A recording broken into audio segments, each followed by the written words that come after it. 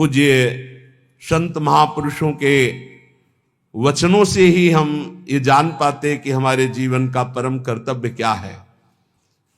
जो उपासक या भक्त भगवान की प्राप्ति के मार्ग में चला है, उसमें ये 5 बातें जब तक ना आवे तब तक कभी किसी को उपदेश ना दे और शिष्य ना बनावे। ये बहुत बड़े सिद्ध महापुरुष हैं, वो बोल रहे हैं। महात्माओं का हृदय माता की तरह दुलार करता है पूरे विश्व को। श्री सीताराम ओमकारनाथ जी महाराज जी ने कहा कि उपदेश देने जैसा खतरनाक खेल और कोई नहीं परमार्थ से भ्रष्ट होने के लिए। परमार्थ से भ्रष्ट होने के लिए उपदेश देने जैसा कोई खतरनाक खेल नहीं। बहुत बड़े महापुरुष हैं, क्योंकि उसमें देहाभिमान पुनः जागृत हो जाता है और काम आदि दोषों की बाहुल्यता, भोगों की बाहुल्यता, सम्मान प्रतिष्ठा की बाहुल्यता, और वो नष्ट होने में देर नहीं लगती। ये 5 बातें जब तक हृदय में ना जाए तब तक किसी को शिष्य न बनाए और उपदेश न दे, नहीं तो भ्रष्ट हो जाएगा पक्का। पहला,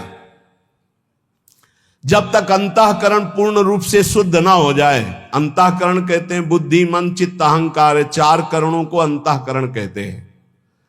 अंतःकरण शुद्ध कब माना जाता है? जब बुद्धि के निश्चय में एकमात्र परमात्मा है, मन में संकल्प विकल्प खत्म, केवल मन सावय मनहा कृष्ण पदारविंदयो चित्त मुरारी पादार्पित चित्त वृत्ति अहंकार दासत्व में एक भी विकार जिसके अंतःकरण में उदय नहीं होता, वो शुद्ध अंतःकरण वाला महापुरुष प्रथम उपदेश का पहला अधिकारी। अंतःकरण में किसी भी तरह का कोई भी विकार ना होना, पूर्ण अंतःकरण का शुद्ध होना।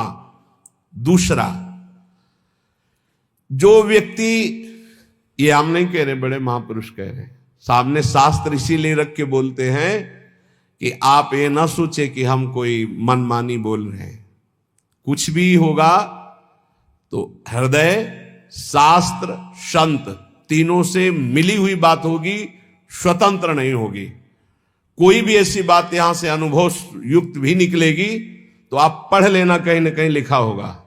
ऐसा नहीं हो सकता कि वो हमारे मनमानी बात हो, क्योंकि हमारा मन बचपन से लेके अभी तक जिसका स्वाध्याय करता रहा, जिनकी जूठन खाता रहा, जिनके चरणों के आश्रित रहा, वही मन में बैठ के बोलते हैं और कोई नहीं। पहला है उपदेश का अधिकारी कौन? जिसमें 5 बातें हो। पहली बात, अंतःकरण शुद्ध, बुद्धि, मन, चित्त, अहंकार, भगवदाकार, एक भी विकार जिसके हृदय में नहीं है। दूसरा, जो व्यक्ति स्वार्थ के लिए उपदेश सीखता है, जो अपनी वासनाओं की पूर्ति के लिए प्रवचन करना सीखता है, वो उपदेशक पक्का भ्रष्ट और दुराचारी हो जाएगा। वो धर्म का निर्वाह करने वाला नहीं होगा, उस समाज को भ्रष्ट करने वाला होगा। ये सिद्ध महापुरुष लिख रहे हैं, इसमें किसी की टीका टिप्पणी करने की बात नहीं। जिसको बुरा लगे तो भगवान को साक्षी करके हृदय में हाथ रख करके देख लेना। महापुरुषों के वचन डंके की चोट से होते हैं। जिसको बुरा लगे वो छाती में हाथ रख के बिहारी जी को साक्षी करके देख लेना कि ये वचन जो निकले हैं ये है हमारे में कि नहीं है, देख लेना। यहां केवल जबान की बात नहीं होती, छाती की बात होती है। जो व्यक्ति स्वार्थ पूर्ति के लिए, अर्थ प्राप्ति के लिए, वासनाओं की पूर्ति के लिए प्रवचन सीखता है, उपदेश सीखता है, दूसरे को उपदेश करता है, वो उपदेशक दुराचारी हो जाएगा, भ्रष्ट हो जाएगा, धर्म को नष्ट करने वाला बनेगा। तीसरा, जिसने अपनी वाणी में सत्य का अनुष्ठान नहीं किया, जिसने अपने आत्मस्वरूप का बोध नहीं किया, जिसकी वृत्ति निष्काम नहीं हुई, जो जगत से भगवत भाव रूप से संबंध नहीं की, वो बड़े से बड़ा विद्वान भी भ्रष्ट हो जाएगा। वो बड़े से बड़ा विद्वान भी भ्रष्ट हो जाएगा। ये देख लो, जिसके वाणी में सत्य नहीं, जो आत्मस्वरूप का बोध प्राप्त नहीं किए, जिसकी बुद्धि में निष्कामता नहीं, जो चराचर जगत में भगवत स्वरूप का भाव नहीं किए, वो बड़े से बड़ा विद्वान भी पतित हो जाएगा। चौथा, उपदेशक ब्रह्म विद्या और निदिध्यासन दोनों साथ में, अर्थात शब्द ब्रह्म का ज्ञान और परब्रह्म की अनुभूति दोनों।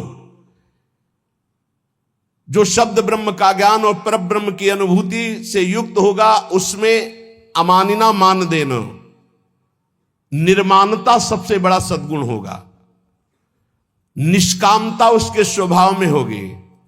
ऐसा उपदेशक संसार के धर्म की प्रतिष्ठा करके सबको सुख प्रदान करता है।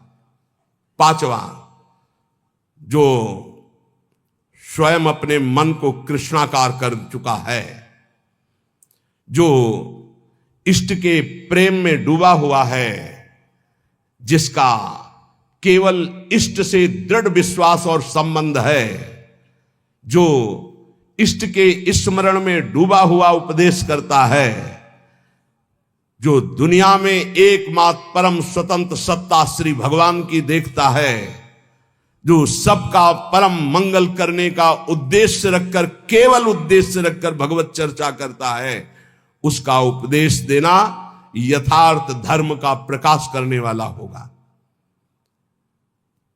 ब्रह्मबोध होना शास्त्रों के स्वाध्याय का फल है। भगवत प्रेम होना इस समस्त साधनों और भक्ति का यथार्थ फल है। नहीं सो सब धर्म कर्म जर जाऊ, जहां न राम पद पंकज भाव। जब तक प्रभु के चरणों में प्रेम ना हो जाए या तत्वबोध ना हो जाए, तब तक उपदेश नहीं करना चाहिए। ऐसा महापुरुषों का नहीं तो लिखा हुआ है, जो व्यक्ति स्वार्थ के लिए, जो धन के लिए, वासना के लिए, सम्मान के लिए, सुख सुविधा के लिए सीखता है और उसका उपदेश करता है, उसका चरित्र भ्रष्ट हो जाता है। महापुरुषों ने जो कहा है वो अपने अनुभव से कहा है। पहले अपने आप की जो माया जनित वृत्ति है उसको हटाओ और मुक्त हो जाओ, तब दूसरों को मुक्त करने की बात सोचिए। पहले अपना कल्याण करो, जग का कल्याण स्वयं होगा। यह शास्त्रीय सिद्धांत है। पहले खुद की वृत्तियों को ठीक करो, पहले खुद काम क्रोध विजयी बनो, पहले खुद निरंतर नाम जप का रसास्वादन करो, फिर बोलोगे तो निहाल कर दोगे। पूज्य श्री रामचंद्र डोंगरे जी महाराज, सुना है प्रगट में, आंखों से अश्रु बह रहे हैं, ग्रीवा झुकी हुई है, सामने ठाकुर जी हैं, और ऐसी कथा पूज्य श्री मथुरादास जी, सुना है, बड़े बड़े महापुरुष, और कथा की और उठे और चल दिए। जो जहां जैसा वो सब वहीं छोड़ दिया। वो अपना देखो, लगाओ, गौ सेवा में लगाओ, विद्यालय में लगाओ, जहां परमहंस पूज्य श्री रामचंद्र डोंगरे जी महाराज, बड़े बड़े महापुरुषों को देखा। ये जो भगवत चर्चा है, ये जो उपदेश है, जो सत्संग है, ये आत्म सुख के लिए है। जीवन निर्वाह तो प्रभु स्वयं अपने दासों का करते हैं, उसके लिए ये थोड़ी है। ये भगवत मार्ग बेचने वाला थोड़ी है कि हमारे जीवन का निर्वाह तो योगक्षेमम वाहम्यम श्री हरि करेंगे। ये चर्चा किस लिए हो रही है? सबका परम मंगल करने के लिए हो रही। स्वांता सुखाय तुलसी रघुनाथ गाथा। जो अपनी इंद्रियों पर नियंत्रण करता है, वही दूसरे की इंद्रियों को विषयों से निकाल सकता है, अन्यथा नहीं। जो खुद इंद्रियों का गुलाम है, वो दूसरे को इंद्री विजेता कैसे बना सकता है? एक बार किसी महात्मा के पास कोई माई गई अपने लाला को लेके, कहा लाला हमारा गुड़ खाता है, हमारी बात तो नहीं मानेगा, आप पर श्रद्धा रखता है, आप मना कर दो। तो कहा 1 हफ्ते बाद आना। वो 1 हफ्ते बाद आया, बच्चा गुड़ खाने से दांत में कीड़ा पड़ जाएंगे, पेट में कीड़ा पड़ जाएंगे, ठीक नहीं है, नहीं खाना चाहिए। माँ ने कहा तुम उसी दिन क्यों नहीं बता दिया? महाराज 1 हफ्ते बाद क्यों बुलाया? बोले मैं भी गुड़ खाता था, इसलिए पहले 1 हफ्ते छोड़ा, तब उपदेश किया। जो अपनी इंद्रियों पर विजय प्राप्त नहीं किए हुए हैं वो दूसरों की इंद्रियों को विषयों से कैसे हटा सकता है। धर्म का मार्ग बड़ा सूक्ष्म है, ये अनुभव के द्वारा ही समझ में आता है, शब्द पढ़ने से नहीं आता है।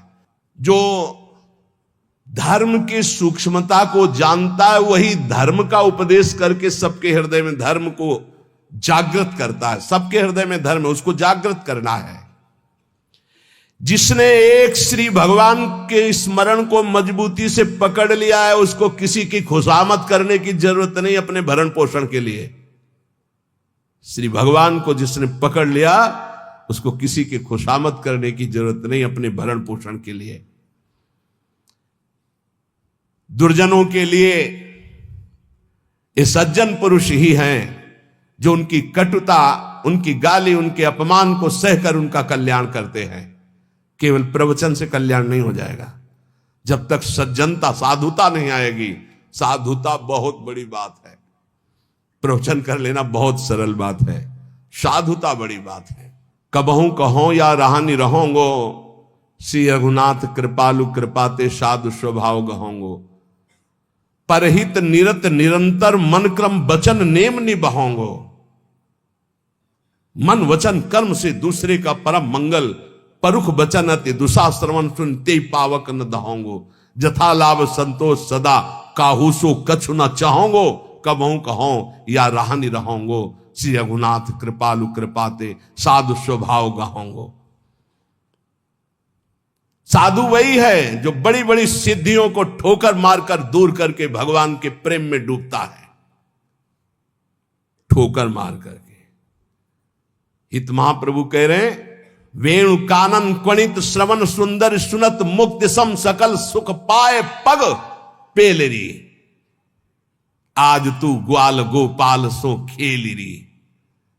वेणु कान देख लाल बंसी बजा रहे हैं, बंसी में वो परमानंद की वर्षा कर रहे हैं कि अगर एक बार श्रवणेंद्रिय में पड़ जाए तो मोक्ष सुख को भी पैर से ठुकरा करके प्रेम रस में कूद पड़े।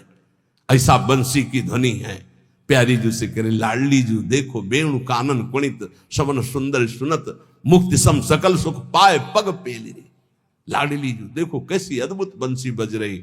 वही बंसी चतुरासी जी है, वही बंसी जो मोक्ष सुख को भी फीका कर दे, वो साक्षात बंसी की ध्वनि है चतुरासी जी। ये बंसी जी की वाणी है। हरिवंशी स्वयं हित महाप्रभु के रूप में वही गायन। अरे अद्भुत सुख जो सिद्धियों को ठोकर मार करके आगे बढ़ता है वो भगवान के प्रेम को प्राप्त होता है। भजन करो, भजन करो, नहीं तुम्हें ठोकर मारेगी माया। भजन करो, नहीं तुम्हें ठोकर मारेगी। भजन किया तो सिद्धियों को ठुकरा कर भगवदानंद में डूबता है। तू परम स्वतंत्र स्वाधीन भगवान का दिव्य अंश है, किसी की पराधीनता की जरूरत नहीं। पर यह स्थिति तभी आएगी जब भजन करोगे।